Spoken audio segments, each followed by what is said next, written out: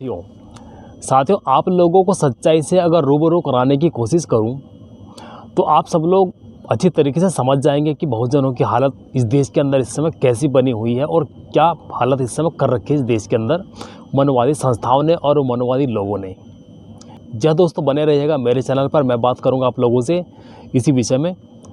और सबसे पहले सभी प्यारे साथियों को दिल से जय भीम, जय संविधान। मैं आपका दोस्त राजीव। साथियों, इस देश के अंदर कितने जातीय मामले देखे जाते हैं। हर रोज़ आप देखते हैं कहीं ना कहीं, चाहे मंदिर के नाम पर, कहीं पानी पीने के नाम पर, कहीं पढ़ाई के नाम पर, तो कहीं स्कूल में फीस के नाम पर, कहीं पे बहुजन समाज की बेटियां सुरक्षित नहीं है। बहुजन समाज क्या, कोई भी समाज की लड़की आज के टाइम में सुरक्षित नहीं है। जो स्थिति इस समय आज की इस सरकार में बनी हुई है, बहन बेटियों की दुर्दशा कितनी गंदी है, आप सब लोग अच्छी तरह से देखते होंगे कि बहन बेटियों को रात को, किसी को आधी रात को जलवा दिया जाता है, तो किसी को रातों को सड़कों पर घसीटा जाता है। तो ऐसे मामले इस देश के अंदर देखे जाते हैं। दोस्तों, मैं बात कर रहा हूँ ऐसे मामलों की जो इस देश के अंदर घटते हैं कि दलित समाज के लड़के लड़कियों को मारा जाता है, चाहे फीस के नाम पर, चाहे कॉलेज के नाम पर, चाहे एडमिशन के नाम पर। आप देखते भी होंगे हाल ही में भी कितने मामले देखे गए कि इंद्र कुमार मेघवाल मामला हुआ था, कितना बवाल उसके ऊपर मचा।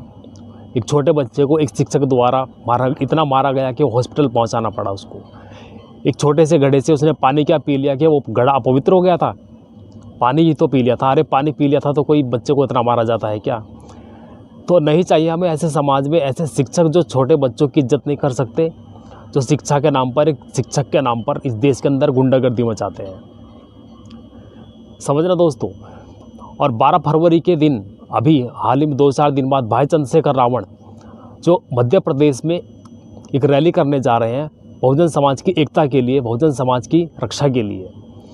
एक लड़का था, वो मामला मैंने बताया भी था आपको, आपके पास उसकी न्यूज़ पहुंची भी होगी कि एक लड़का जो भाई चंद्रशेखर रावण की रैली में जाना चाहता था, तो उज्जैन का एक सरपंच है, मनोवादी है वो उस लड़के की इस बात पर कि वो भाई चंद्रशेखर रावण की रैली में जाएगा तो उसको जान से मारने की धमकी देता है, तो उसके हाथ पैर तोड़ने तक की बात कहता है।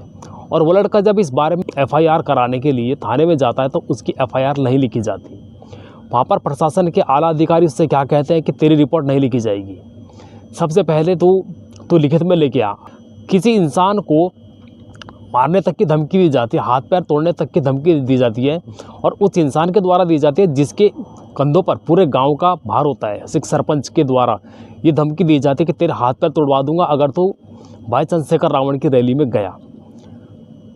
तो जिसके ऊपर उस गांव का भार था, वही जब इतनी बात कर रहा था, तो एक आम आदमी इस तरह की धमकी, जान से मारने की धमकी तो छोड़ो, मार भी सकता है।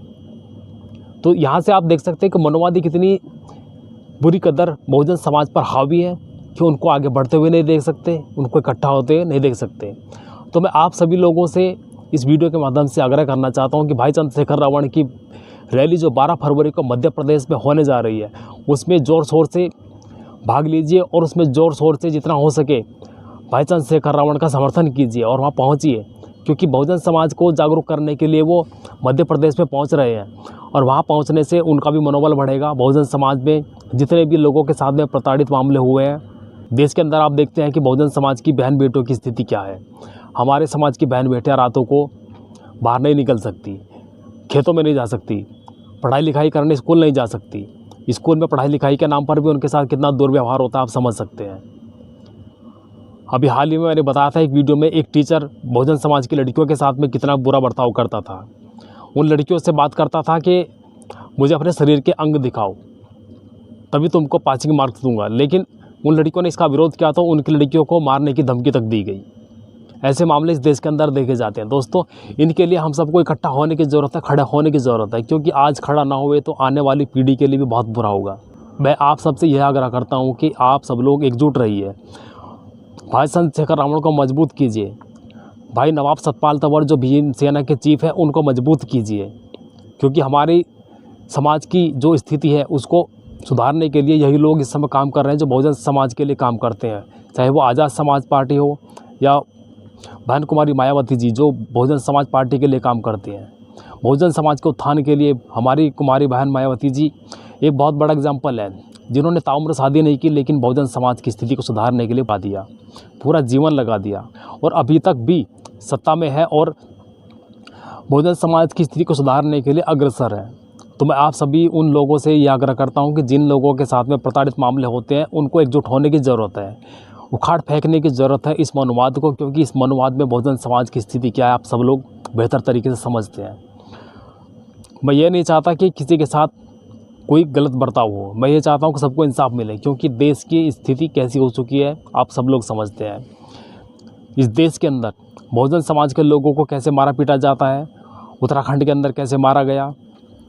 अभी हाल ही में देखा गया था कि बेंगलुरु में एक औरत को, एक महिला को किस तरह बाल पकड़कर घसीटा गया मनुवादी लोगों द्वारा, उस मंदिर से निकालकर बाहर फेंका गया। तो ऐसे मामले इस देश के अंदर देखे जाते हैं। इसके लिए एकजुट होने की ज़रूरत है और आवाज़ उठाने की ज़रूरत है। हमारे बाबा साहेब ने हमें ये हक दिया कि अपने हक अधिकार के लिए आप आवाज़ उठा सकते हो, संविधान हमें ये हक देता है और हमारे संविधान में हर चीज़ बिल्कुल अच्छे तरीके से बाबा साहेब ने बारीकी से लिखी है कि हमारे लिए क्या अच्छा है और क्या बुरा है। ठीक है दोस्तों, तो आप सबसे ये आग्रह है कि भाई चंद्रशेखर रावण की रैली जो मध्य प्रदेश में हो रही है, जिन जिन क्षेत्र में जो क्षेत्र मध्य प्रदेश से लगते हैं, चाहे वो स्टेट हो या गांव हो शहर हो, जो बहुजन समाज से बिलोंग करते हैं, उस रैली में पहुंचिए, भाई चंद्रशेखर रावण का समर्थन कीजिए। क्योंकि आज अगर आप उनके साथ में नहीं खड़े हो सकते तो आप कभी खड़े नहीं हो सकते, क्योंकि बहुजन समाज के उत्थान के लिए वो भी देखो दूर दूर तक जाते हैं, उन लोगों के घरों तक पहुँचते हैं जिनके साथ में प्रताड़नाएँ होती हैं। ठीक है दोस्तों, तो आप सभी से दिल से आग्रह है कि उन भाई का आप समर्थन कीजिए, उनकी पार्टी का समर्थन कीजिए और भीम आर्मी से जुड़े रहिए। ठीक है दोस्तों, तो उम्मीद करता हूँ ये वीडियो आपको पसंद आएगी। तो मिलता हूँ किसी और वीडियो में आप लोगों के साथ में, बने रहिएगा मेरे चैनल पर। तब तक के लिए जय भीम, जय संविधान।